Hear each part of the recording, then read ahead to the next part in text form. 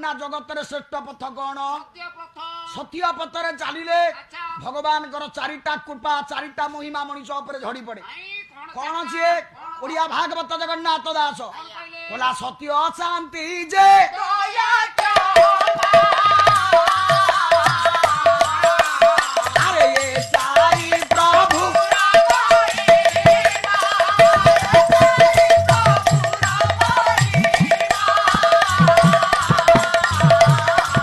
ଆଉ ଏ ଚାରି ସତ୍ୟ ଶାନ୍ତି शांति दुई दया तीन पानी पानी क्षमा क्षमा चारि ये चारिटा प्रभुर कृपा प्रभुर महिमा महिमा आपण मन रखंतु आज्ञा जो लोक सत्य पथरे जाएनी ता जीवन से शांति पाइबनी ना